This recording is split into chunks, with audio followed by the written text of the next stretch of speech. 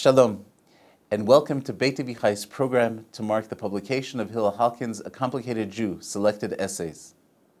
For our program, Hillel joins us in conversation with author and journalist Yossi Klein Halevi. I began reading Hillel Halkin's work while still in high school, and remember the impression that Hillel's Letters to an American Jewish Friend, a Zionist Polemic, a book that argues the value for making Aliyah, made on me as a young kid. Since then, I have read and admired Hillel's books and translations, many of which introduced and opened for me and for many others the close pages of contemporary Israeli literature as well as Hebrew and Yiddish classics. The 18 essays in Hillel's new book are purposely arranged in a somewhat of an autobiographical sequence, beginning with an unforgettable piece on Hillel's family origins in Eastern Europe, and that takes us to his childhood in New York and later stages of life. Hillel's deep learning, intellectual integrity, and passion brings to life a broad range of topics on Jewish life and culture in ways that always leaves me with a sense of having traveled on an intellectual journey and always wanting more. Prior to beginning, as Hillel does in his introduction, I also want to note and thank Neil Kozadoy, a quiet man of tremendous talent who is largely responsible for the quality, breadth, and standard of Jewish literature that many of us read. There are no words for Neil Kozadoy's contribution to contemporary Jewish life. In many ways, we are all complicated Jews, or we should be. And Beit Avichai is honored that today Hillel Halkin is joined by Yossi Klein Halevi to reflect and discuss a book that everyone should read. Thank you. Thank you, David. When I was a young aspiring writer in New York planning my Aliyah in the late 1970s, the writer whom I most wanted to be was Hillel Halkin. I had just read Hillel's stunning Letters to an American Jewish Friend, which I still think is the great Zionist classic of our generation. And I began paying attention to Hillel. And I haven't stopped reading Hillel for the last 40 years. The range of Hillel's interests is simply astonishing. The books include biographies of Yehuda Halevi and Zev Jabotinsky, a collection of magnificent essays of great and early Hebrew writers, and one of my favorite books, a journey in search of the lost tribe of Menashe in India, called Across the Sabbath River. And now we're here to celebrate the release of Hillel's collection of essays called, appropriately enough, A Complicated Jew. I would add that Hillel is not only a complex, a multidimensional Jew, really the model for me of holding together disparate, even contradictory elements in our Jewish makeup. But I know of no other writer on Jewish and Israeli issues with more integrity and more courage than Hillel. Hillel, you read Hillel and you realize he doesn't care what you think. He wants you to understand. He doesn't care what you think about him. And that really is something that has inspired me, Hillel, over the years. And I'm just honored and delighted to be with you. Thank you, Yossi. I'm not so sure that I don't care what readers think of me. Maybe I want them to think that I don't care. Well, you do a good job. Do you know, Hillel, when I was reading this just magnificent collection of essays, I was struck by a certain dissonance or dichotomy in almost in your consciousness. On the one hand, these are completely contemporary essays. In another way, there's something archaic about your approach. You are, in some sense, the last of the 19th century maskilim. I think I say so, And, almost in those words. And this is and so here you are, in a sense, stranded in the 21st century, in the century of Netflix, of social media. Am I right to assume you're not on Twitter? Is that a fair assumption? You are right to assume that I'm not on Twitter. I only acquired my first cell phone a year ago when I realized the bank would no longer deal with me if I didn't have one. You didn't have a cell phone till last year. Till last year. That's a really good place to start. And I wish I didn't have one. So what is it like to live in the 21st century with a 19th century consciousness? Well, it's to feel a great attachment to the 20th century, for one thing.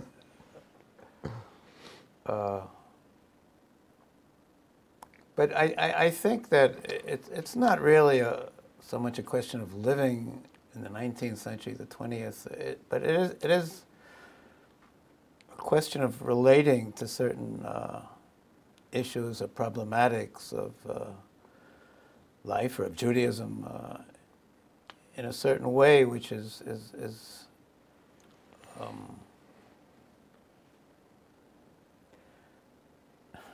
what is the word that I'm looking for? I think there's a sense. I mean, we talk about complications here. I think there's a sense of complexity and a sense of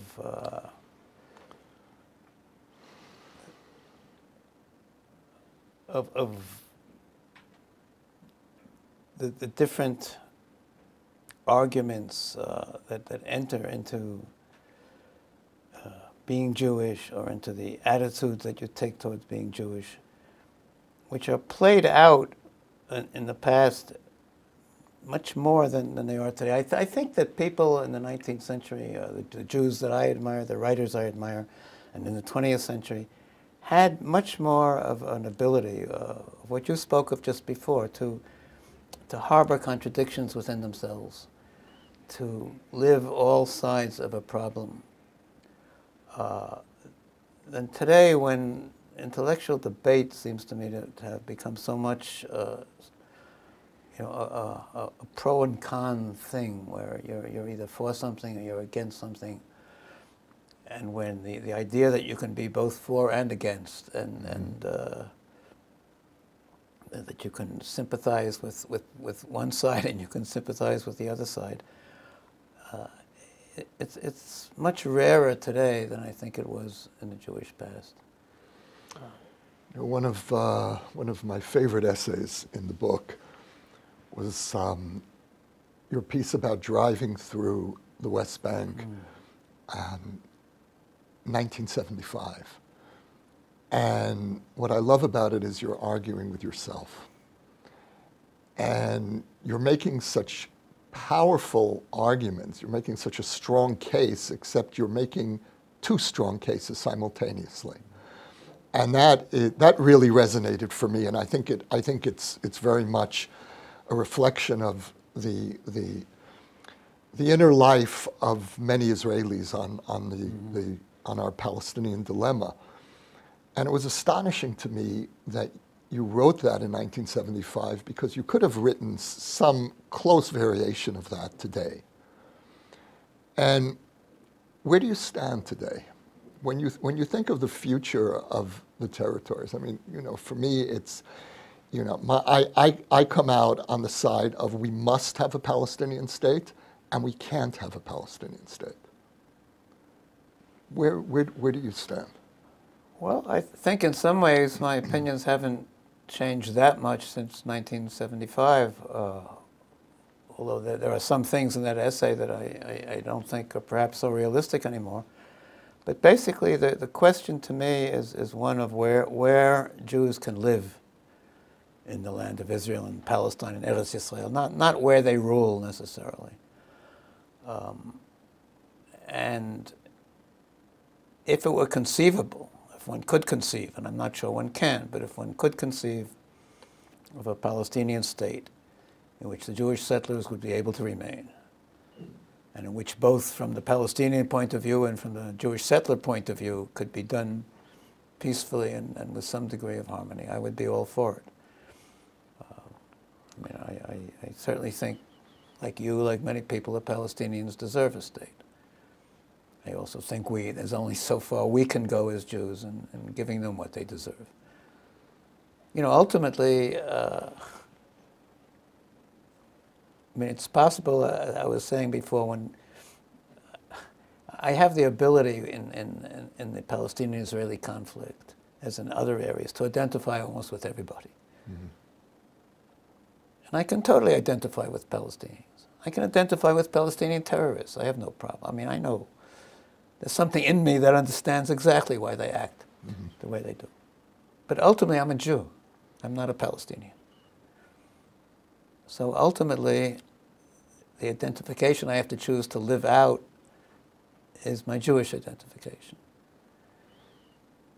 And as a Jew, Jewish needs come before Palestinian needs. In that sense, I'm less universalist than perhaps some people think I should be.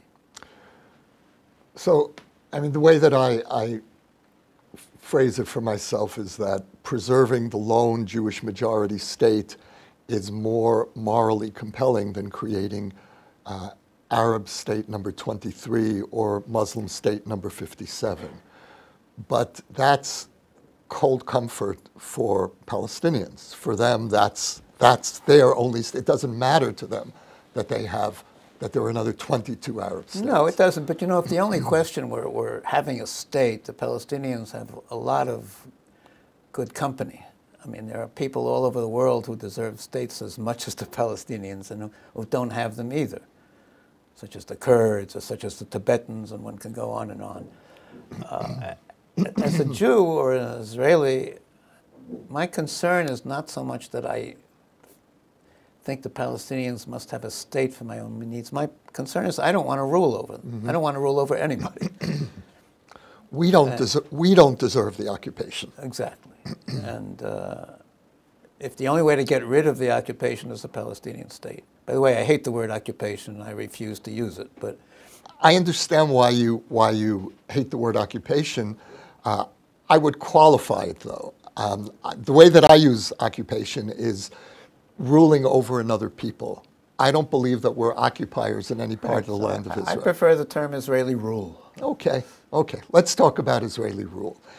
If it turns out that, for whatever reason, their intransigence, our love of the land, the combination of the two, makes it impossible for there to be a Palestinian state, and we become permanent rulers over another people whose status is inferior to ours, permanent non-citizens. How does that affect your judgment of Zionism? I think Zionism would be a colossal failure if that had to be the case. I mean, I think that I would not agree to being permanently the master of the Palestinians. If there's no other choice, then I think there would have to be one state in which the Palestinians would be given full rights. And that, of course, would be a recipe for total disaster.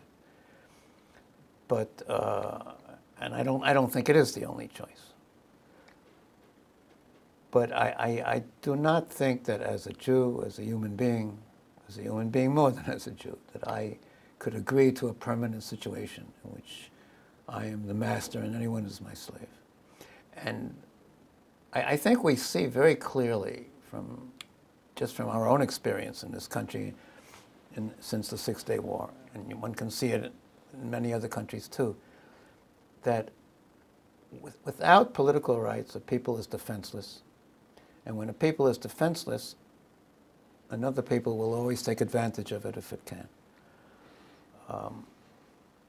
The reason that you know the Israeli Arabs or Israeli citizens, although they may be discriminated against in some ways, and although they are second-class citizens in some ways, but the reason that their situation is tolerable as that of the Palestinians in the West Bank and Judea and Samaria is intolerable is because they have political rights. They can defend themselves. So there's a limit to how far we can go with them as Jews. The Palestinians in the occupied territories under Israeli rule, See, I wouldn't use occupied territories. are defenseless, and we can't, we can't permit that to go on forever. So either we give them the defenses of a state of their own, or we have to give them citizenship in one state. The most haunting moment for me in your essay from 1975 was how you end it with this Palestinian boy without laces in his shoes who's trying to sell some trinket to a group of tourists. And you write that you and I, you're speaking to the boy, you and I belong to this land. These tourists will leave, but you and I are here. That boy is now close to 50. He has lived his entire life under our rule. And what would you say to him today? Are we still co-conspirators in this land? What's our relationship?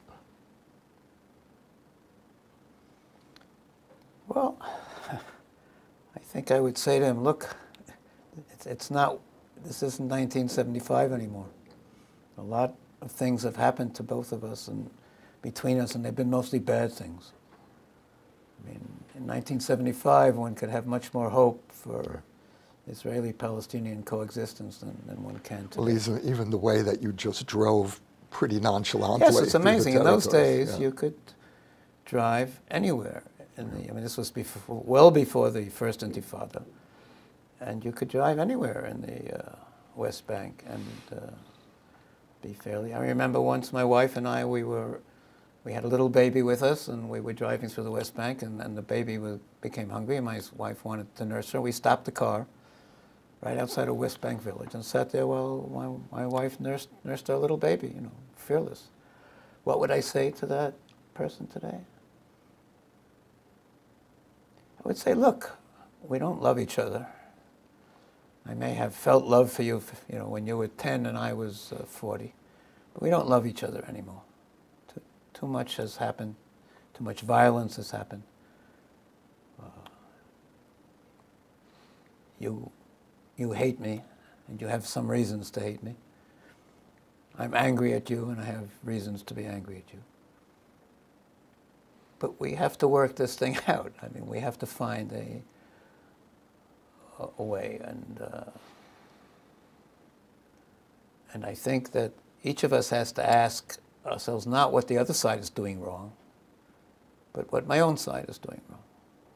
Because neither of us can really change what the other side is doing. We can only change what our own side is doing.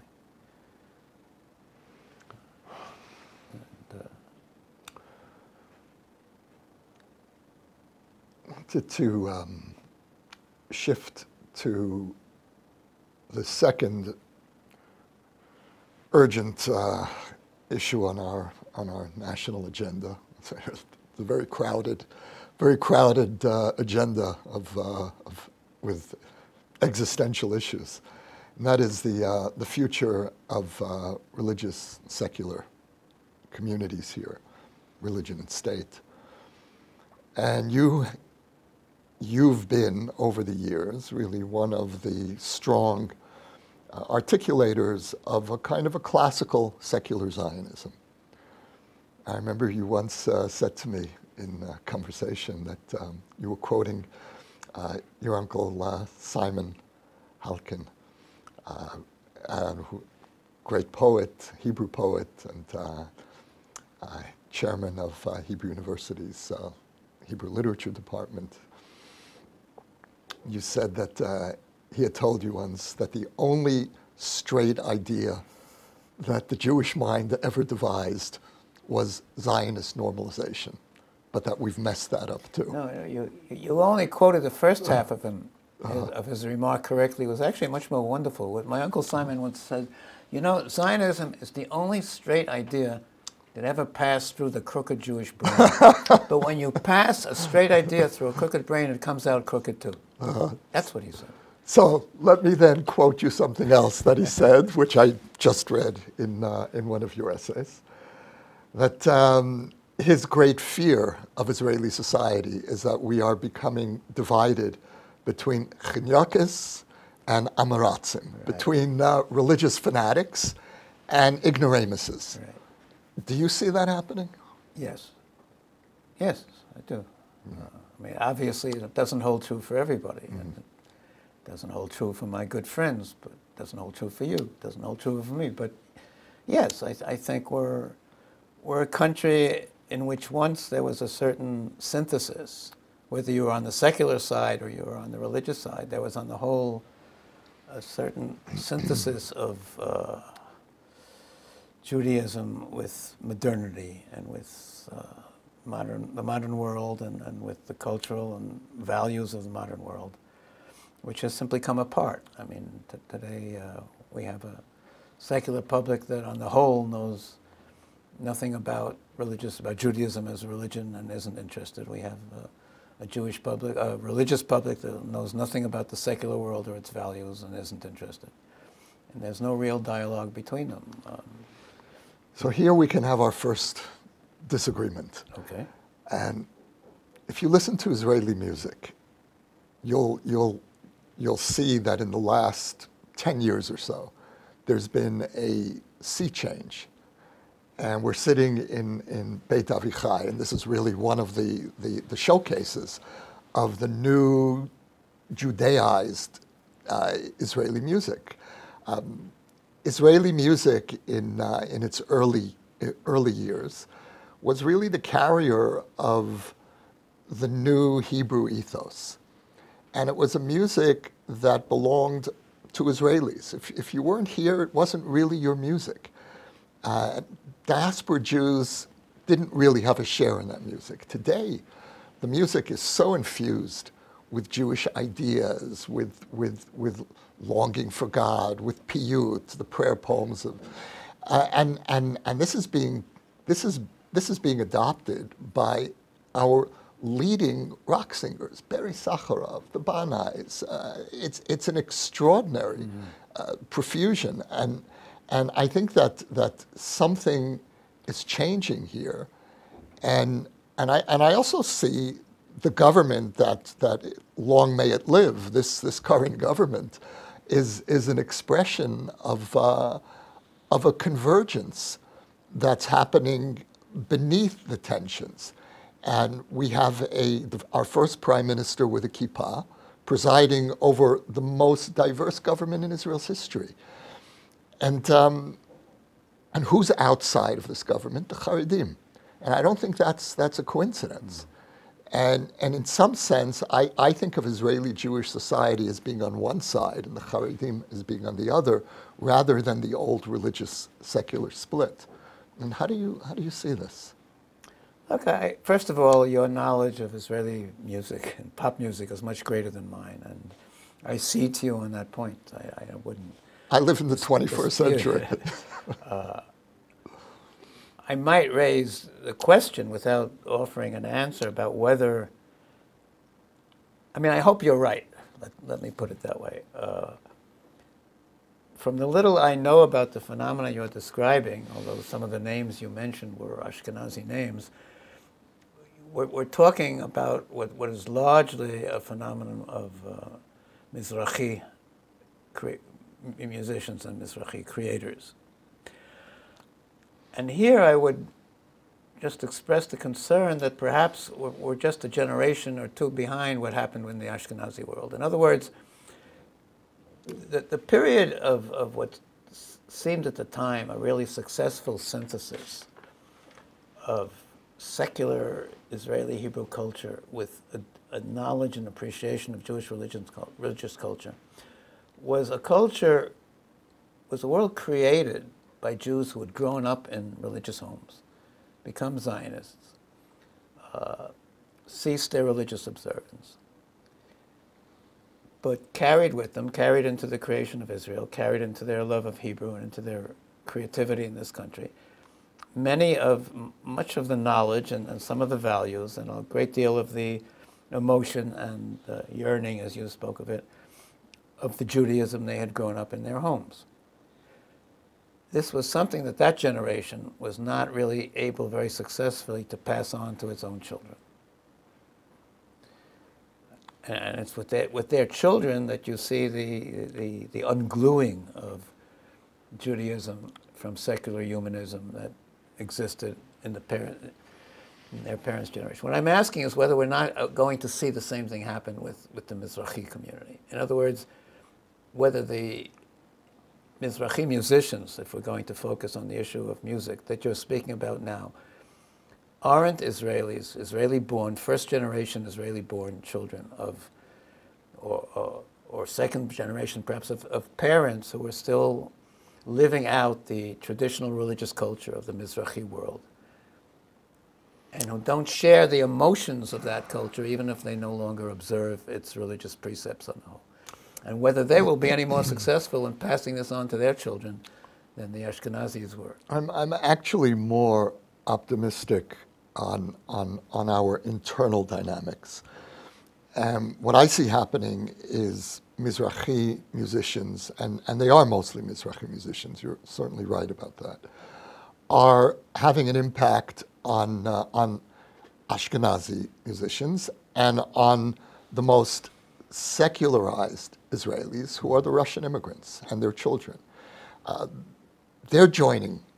Some of the Russian musicians are becoming part of this phenomenon as well. And the ingathering of cultures, I think, is happening, but not in the way that the secular Zionist founders envisioned. It's happening not only through a Jewish idiom, but through a quasi-religious idiom. And faith is very much a part of this new emerging Israeliness. And it's true that there is a part of Ashkenazi society that is not just indifferent but hostile to this new religious culture. But I think, someone like Meir Ariel, who is to my mind the great singer of the Less generation, who you did Miluim with, and I see how Meir Ariel speaks to young Israelis across the cultural spectrum, and that, I don't know how true that was in the past of leading Israeli musicians. It was more. It was. I think it was more separated, and I find that we're creating a new Israeli language that's very Jewish, and very familiar to me as a religious Jew. Look, it's very encouraging to hear you say that. I mean, it's not that I don't know what you're talking about. I do. But I don't necessarily have the sense that you do, because I'm just not that much in touch with it, that this is how much deeply this is permeated into Israeli popular culture at this point. I think I told you earlier when we were talking before we went on air, you mentioned Miluim, reserve duty, and I was saying to you that one thing I missed about having to do Army reserve duty, there are many things that I don't miss, but one thing I missed was precisely my exposure to types of people, to levels, people from different classes, ethnic backgrounds, etc. in Israel, that made me really feel that I was in contact with this country all across the spectrum.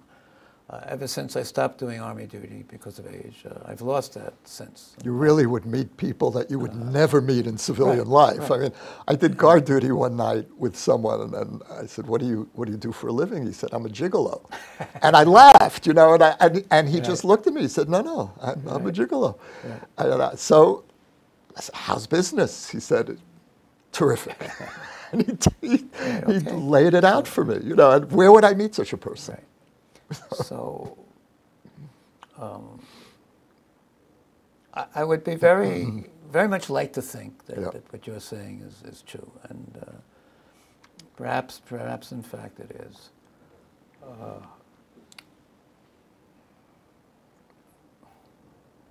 But I think for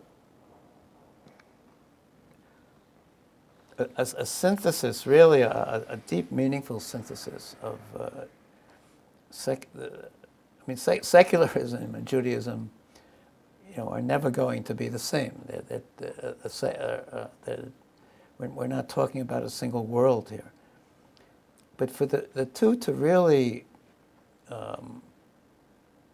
fructify each other and have a positive effect on each other, I think it means not only the world of secular culture changing its attitude towards Judaism, or towards Jewish tradition, which perhaps in many ways is happening in this country today. It means the world of Judaism changing its attitude towards the secular world and the world of secular culture too. One thing that has always aggravated me in this country is you often hear religious people, intelligent, smart religious people, say to you as a non-observant secular Jew, "Come, let's talk together. Let's have a dialogue. Let's study together. Let's learn together." And what really is behind that is what you're hearing them saying is, "Let me teach you. Right. Let me teach you. Judaism is such a wonderful thing. I have so much to teach you about it. Just sit down and let me teach you." It's only on the day that that same person understands that he has a great deal to learn from me, that I have a great deal to teach him too, that he's missing out on a tremendous amount in the world because he's not open to the culture of the world, just in the same way that he thinks I'm not open to the traditions of Judaism. Well, this is the famous story of the Chazon Ish, the great Haredi rabbi, meeting with Ben Gurion, and he says to him, when a full wagon and an empty wagon meet on a bridge, the empty wagon gives way. And we, of course, the Haredim, are bearers of the full wagon. And Amos Oz has a terrific essay, which maybe you translated, of taking issue with the Chazon Ish and explaining what the full wagon of secular Zionism is, ranging from the humanistic tradition to Hebrew literature. And that's a full wagon, by the way, that I think religious orthodoxy in this country once had a little more appreciation of the secular wagon. Someone like Harav Kook, Rabbi Kook, for example. I don't think he necessarily listened to Beethoven or read the novels of James Joyce, but I think he understood. He might have read Brenner. He might have read Brenner, and I think he certainly understood that these things had value, and that they were important, and that they were part of human creativity that was from his point of view in the service of the divine, just as Judaism was. And that's something that religious Judaism that I can see in Israel today has lost. I mean, it's narrowed in on itself. For me as a religious Jew who doesn't identify with any denomination, and who, if I identify with any denomination, it's one that doesn't yet exist. It's a future Israeli form of Judaism. Okay. I feel a desperate need for a strong secular presence in this country to protect the first stirrings of alternative forms of Judaism here. Right. Religious Judaism. I'm not a secularist. Right. I'm speaking as a religious Jew. Right. And the greatest danger to the kind of Judaism that I'm looking for, a Judaism that's deeply rooted but also expansive, that's also able to be part of this world, the greatest enemy of that Judaism is the Orthodox state establishment. I need your camp to protect me. And that's part of the dynamic. Right. Although my camp can only protect you. I mean, I say my camp. I don't really think of it as my camp, and I don't think of myself as an ideological secularist either. But But yes, but we can only do that if we respect you, just as. But I think, Yossi, you're saying something else which is important too, which is the real exciting things that are going to happen are going to come out of the Israeli street. They're not going to come from above. Right. And they're already coming from, they're coming from below. Absolutely. And, one thing that you might also throw into this whole equation is the impact of India and the impact of Eastern religions on the Judaism of young Israelis today. Have you been to India? Yeah, but only in connection with my book Across the Sabbath River that you mentioned. I'm not. I haven't been to India on spiritual quests. But was there interest in India in that book? Which, of course, takes place in India. It takes place in India, but it takes place ethnically in a part of India that really isn't India proper. But no, I'm talking about the thousands and thousands and tens of thousands of young Israelis by now who have all been to India and have been to ashrams and have been through many of them really have had some kind of spiritual experience in India and have come back, and at least some of them, I think, have seriously tried to integrate that with Jewish practice, and I think it's had a real effect in parts of this country and among certain communities. Maybe, I think in the Galilee, where I live, not that far from it, it's perhaps more strongly felt than in Jerusalem for whatever reason. Ironically, yeah. But it's coming from below. Yeah. And I think in general, this idea that many people have it's more among Jews who do not live in Israel, but that Israel is split between an Orthodox world and a secular world, and that there's nothing in between, is totally erroneous. There's a great deal in between, but that in between doesn't really have a institutional expression or institutional structure. Because I'm not talking about reform synagogues, the conservative synagogues, which are precisely what I'm not talking about. Right. I mean, they're not coming from below, and they're not going to solve anything in this country. For me, some of the most moving essays in the book are your writings about Judaism and the love that you have for Jewish tradition. It's mostly, I'd say, expressed through Jewish learning, through an intellectual engagement. But I also do feel there is a deep spiritual longing that you're expressing. There is, but it's more. I mean, it's love, but there's also sometimes something close to hate. There's a real love-hate relationship, I think. I mean, there are many things about Judaism that I can't stand, about real Jewish tradition. And there are many things. For example? For example, on the whole, it's arrogance towards the non-Jewish world. Wasn't that, at least in part, defensive? Well, it's a feedback loop, as they say. I mean, Jews were never much liked. It's false to think that this begins with Christianity and the story of the crucifixion. Jews were widely disliked in the pagan world long before Christianity came along. They were disliked because of what was taken to be their clannishness, their arrogance, their feeling that they were better than everybody. Yeah, we didn't much care for the pagans, so... Right, their refusal to mix. So if I said before that I can identify with everybody, I can identify with the pagan who, who thought the Jews were a bunch of snooty, conceited.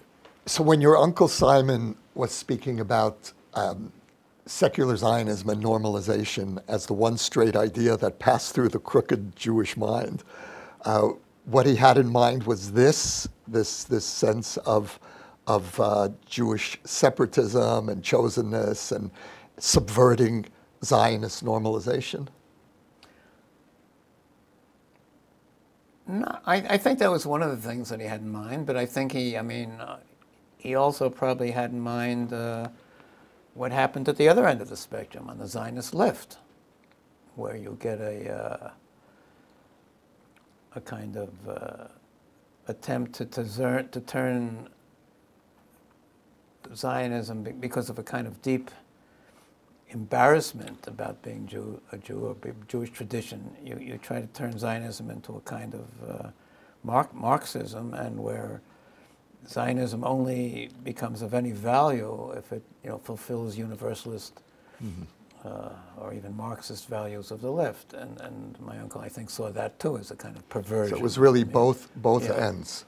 It was both ends. It was our ability, I think, somehow to have a healthy national ego. And a healthy national ego, and a healthy ego is an ego that both, that does not exaggerate your own virtues and other people's vices, and does not do the opposite either. It does not exaggerate your vices and other people's virtues. Do you know, at one point in your book, you raise a question, tentatively. It's almost that you're hesitating to raise it, because it's a subversive question for a secular Zionist, and that is, do our enemies have some deeper insight into who we really are, that we really are in some way fundamentally other, right? And that it isn't only what we project, and that of course brings us to Am levadad yishkon. This is a people that shall dwell alone and not be reckoned among the nations.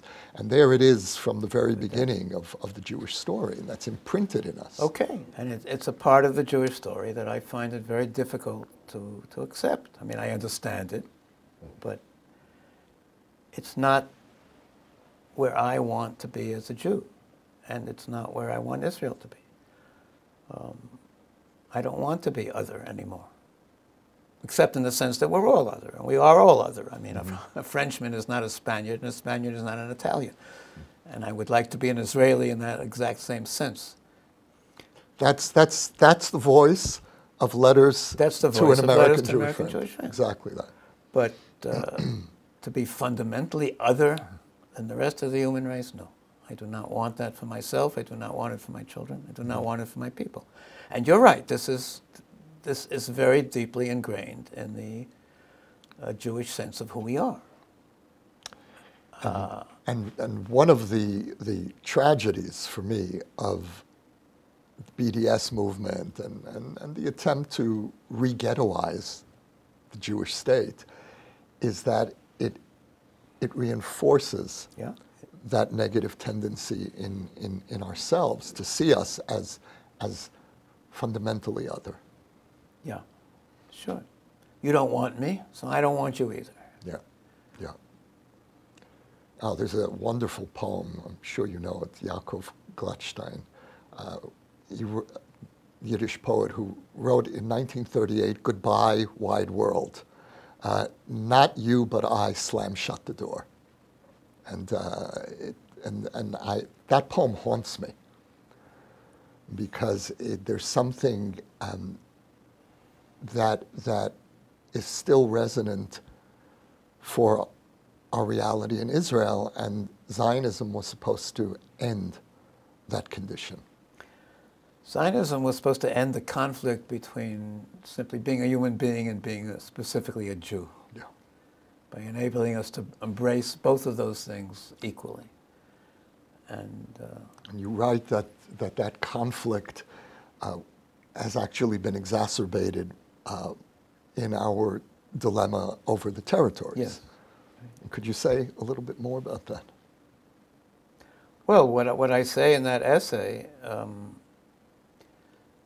is that what has happened in relation to the territories and to the Palestinians and to our whole politics is that whereas, again, there was once, just as there was once a cultural center in Israel, to Israeli life, a center in which there was some kind of understanding that it's possible to live universal values and Jewish values together. There was a political center which made some attempt to do this too. And that both of those centers have fallen out of Israeli life at the moment. And not separately, but together, because each needed the other to continue to exist. So today we have an Israeli right, political right, which sees only the particular, only the Jewish claim to the land, only the imperatives of Jewish history, only the need to put Jewish interest before any other, because that's what every people does, and a political and cultural left, which says no. Jewish history can't mean anything, or needn't mean anything to us anymore. The land of Israel is a concept we have to just forget about. I mean, there's occupied territory. Occupied territories. There's a state called Israel, but no, there's no land of Israel. That's Palestinian territory. And we have to think in universal terms. We have to think. Our first duty is not towards Jewish history or towards Jewish tradition or towards ourselves as Jews. It's towards universal human moral imperatives, Kantian imperatives. We have to be moral, we have to be decent, we have to be good, we have to be virtuous, and if that means letting the Palestinians throw us all out of the settlements, we have to do this. This is our human duty. But I think we tend to exaggerate the significance of these extreme camps. And one of the ways in which I always identified with you was politically. I felt you were really articulating a centrist position long before there really was a center. Today, I mean, what's so interesting about Israeli politics is that it's really no longer divided so much between right and left as it is between right and center. And the center, my understanding of the center, the way I identify as a centrist on the territorial issue, is exactly what you're describing. For me, it's Judea and Samaria. It's the land of Israel. The tragedy is that there's another people there, and in order to save Israel as a Jewish and democratic state, I have no choice. I have to give up parts of what belongs to me. But that, I think, is a very centrist position. I think many Israelis support that. The position of the more cosmopolitan left here, I think it's much more of a mainstream position among American Jews than it is among Israelis. That may be. I think that there's no real political expression to the centrism that you talk of in the sense that there's not a single political party in Israel that is seriously struggling with these issues. At most, there are perhaps parties that say, yes, these issues exist, but we can't deal with them. It's too much. It's beyond us. We can't solve this problem. Personally, in the entire spectrum of Israeli politics, with all our crazy politics, which have 10 or 12 or 15 parties represented in the Knesset, there's not a single one that I can really identify with. Really? Well, actually, I'm not surprised. There are parties that I vote for because, as a citizen, it's my duty to vote, and I vote. And I vote for the party that I can least not identify with. No, well, it's I call you a centrist, and I feel this kindred sense with you, but the truth is that you are truly a radical individualist, and I think that's true in your literary sensibility and but your I'm waiting for the party that comes along and says, yes, let's adopt the Halkin program from the 1975 commentary article. Jews must be allowed to live everywhere in the land of Israel. Palestinians must be allowed to rule in parts of the land of Israel. Let's now decide how this can be done. And let's develop a platform, a practical platform. Well, if you fast forward from 1975 to today, the reality on the ground would lend itself to that, because that actually is what's happened. Jews now live in all parts of the land of Israel. Yes, but Palestinians do not rule in any part. No, they don't. But the settlement movement it succeeded in breaking the barrier. Yes. But it has failed in absolutely preventing a Palestinian state. It's still a possibility, And if anything, the Trump plan, which however unworkable that might be, the Trump plan was the first real attempt to come to terms with the reality on the ground. I thought that was quite interesting, and that might correspond to the Halkin plan. I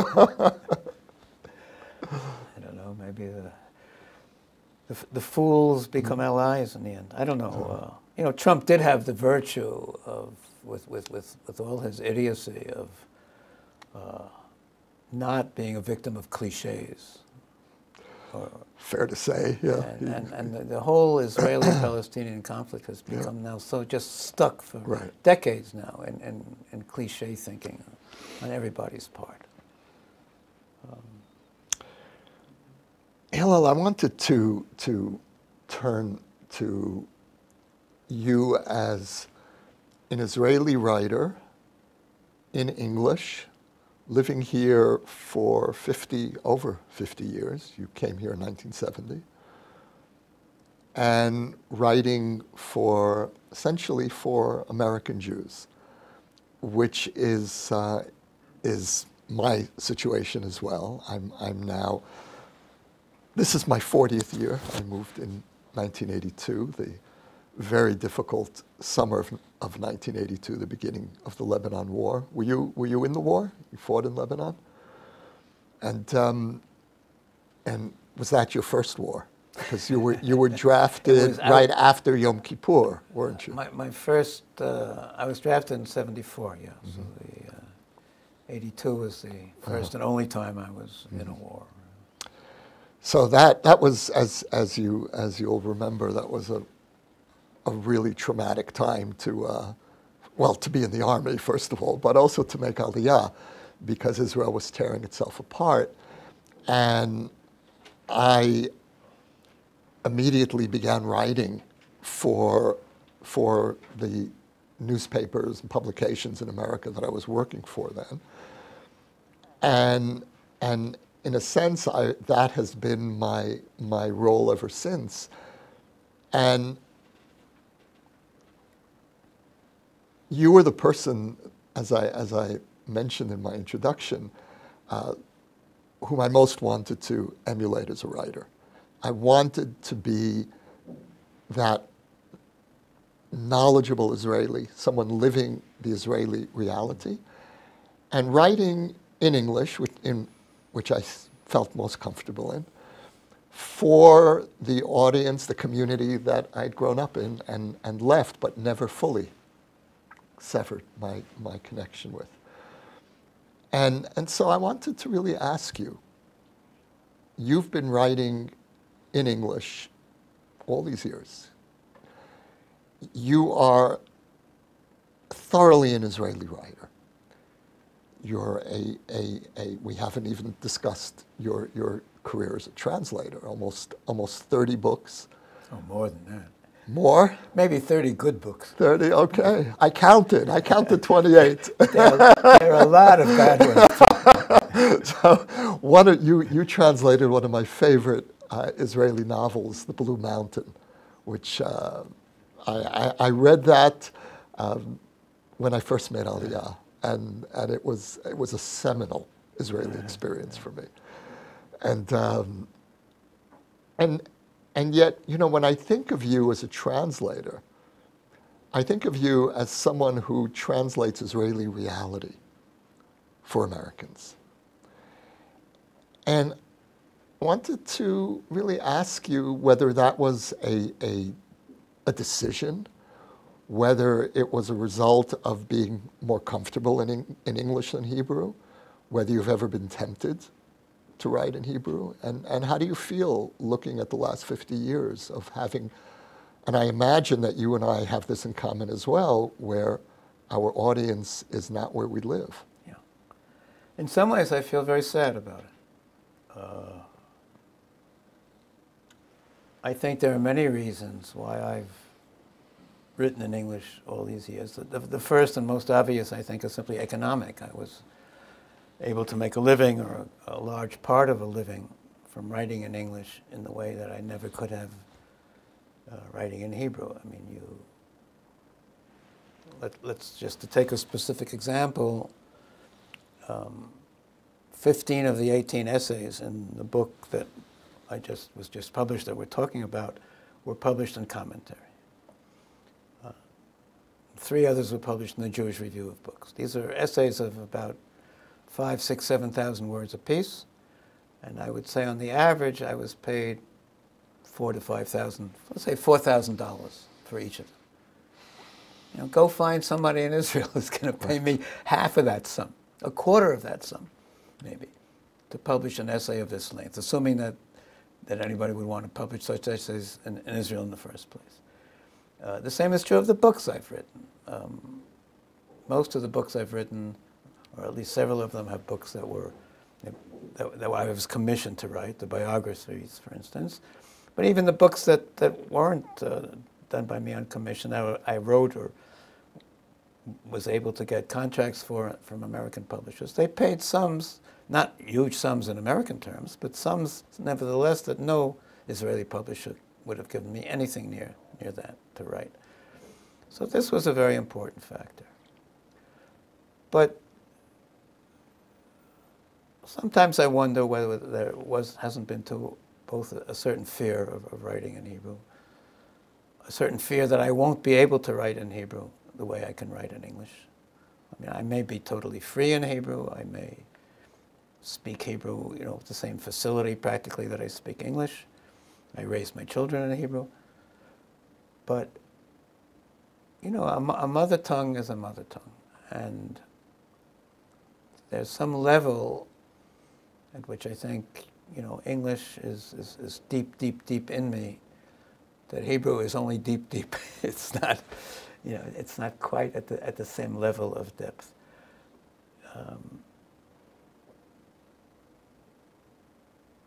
It's not that my Hebrew isn't good enough. In some ways, it's too good. My Hebrew is, when we talked about the 19th century, my Hebrew isn't 19th century Hebrew, but it's my notions of Hebrew style would seem probably very old-fashioned to most Israelis today. I mean, there's a great deal in Israeli speech that just aggravates me, and even Israeli prose that aggravates me. It's not the Hebrew that I think of as my Hebrew. I think of your uncle's outrage at the Yonah Wallach poem. It's an impoverished Hebrew in many ways. It's a much poorer Hebrew than the Hebrew that I would, and it's a Hebrew that's much less in touch with the traditions of Hebrew, with the Hebrew of the past. So that I think that there's a fear that in writing in Hebrew, I, on the one hand, won't be writing from the deepest level of myself, and then on the other hand, I'll be writing a Hebrew that may in some ways seem stilted or artificial to its Israeli readers. Having said all that, I'm now trying to write a novel in Hebrew for the first time in my life. You are? Yeah. But it's interesting, this is a novel set in America in 1949.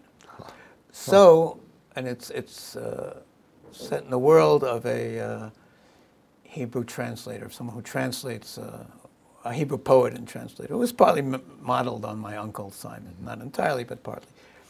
So that even in writing in Hebrew, I've chosen to pick a time and a place for it, which gives me sufficient distance from the contemporary Israeli Hebrew of today, and sufficient time from, it's a different period. And it's America. It's the America I grew up in. You write a great deal about language. You write about Hebrew and Yiddish. You also write about English as the language of a majority of the world's Jews, and how painful that is for you. And your essay on the Hebrew-Yiddish culture war of the first part of the 20th century was a seminal experience for me. Why? Because it's something that I thought I understood and realized I never did. And what you say there, which totally changed the way I think about that period of modern Jewish history, is that Hebrew, which was the language of the elite of an elitist culture, wanted to be Yiddish. It wanted to be the language of the street, and Yiddish wanted to be Right. the elevated language. It wanted to create a high literature. And both these languages succeeded, and Yiddish, at least for a time, did succeed in becoming Hebrew and of course, Hebrew. Yeah. And but that led me to a question about what it means to be a writer in English, to be an Israeli writer in English, to be in some ways thinking in a Hebrew reality and trying to translate the Hebrew reality we live into English. And I'm wondering if we're not in some way part of a new Yiddish. And the new Yiddish, what Yiddish, Ladino, Judeo-Arabic, these were linguistic meeting points between whatever vernacular Jews spoke with Hebrew. And almost all of the world's Jews today speak either English or Hebrew, or in the case of Israelis, often both. But those of us who write in English from within a Hebrew consciousness are in some sense already experimenting, whether we're doing it consciously or not, with this new Yiddish. Does that resonate for you at all? No. Tell me why. Well, first of all, because I think linguistically we're not doing it. I don't see anyone who's creating a new Yiddish,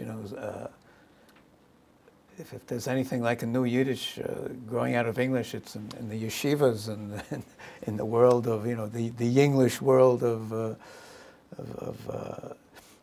yeshiva students in America who certainly aren't creating literature. The fact of the matter is, Yossi, I don't have a terribly positive sense of being an English writer living in Israel.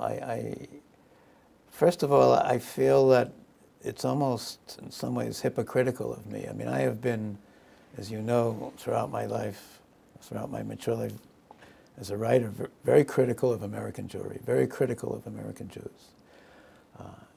To this day, I really don't believe in the future of American Jewry and don't really care whether it has a future or not. And yet I'm making a living from these people. I'm selling them, they're paying me. I mean, I've written on many other subjects too, so I don't want to be totally exaggerated, but I'm being paid to tell these people how little I think of them. That's something no writer should be paid to do. No one should pay a writer to do it. And yet, Hillel, I put it to you that even in your curmudgeonness, you love the community we come from. And if you didn't love them, you would not be able to be writing for 50 years. And I insist. That's how I see you. And when I read your essays, and yes, and your withering criticism of the superficiality of some expressions of American Jewry, and you and I, we agree on certain of your critiques. Other critiques, I would plead for more firgun, more largesse in your judgment.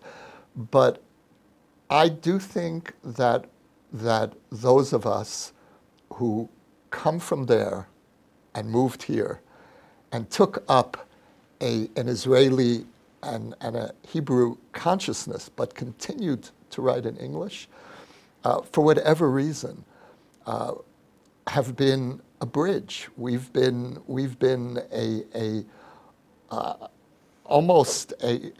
we're translators, whether literally in your case or more metaphorically. But there's a group of us who for whatever reason have tried to convey to the place we come from what this crazy Israeli experience has been like. Right. And when I read you, Hillel, I see everything that I've aspired to do. I see it.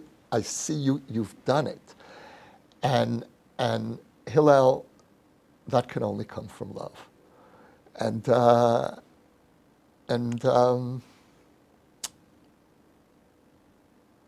last word.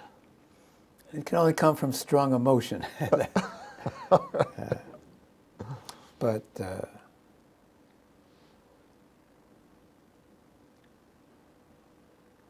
I certainly, as you know from the essays, I felt a lot of love for the America I grew up in, which is not the America that exists anymore. Right. And Right. the America that I love is long gone. I really can't say I felt that for the American Jewish community, which always has seemed to me to be living in a world of play acting and of unreal fantasies about itself and about Judaism, Jewish history. I mean, Israel, for whatever you say about it, it's real. You know, I mean, this is it, and this is ultimately where we find out who we are. It's and maybe we're not going to like what we find out. But life in this country is the only real test that the Jewish people can be put to in modern times, and is being put to. I would say that where you and I agree is that this is the ultimate test. But I think that there's a really powerful Jewish experiment happening in America. Whether it succeeds or not is an open question.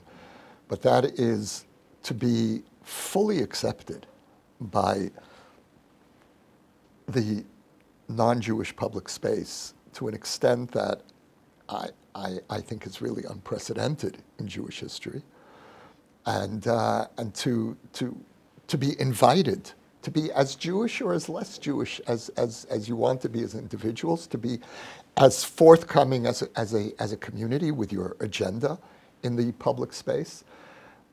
That's a very exciting experiment. I came here because I think this is ultimately the more exciting experiment. I think the stakes are much higher here, and what you've done in this collection is really give us a map, Hillel.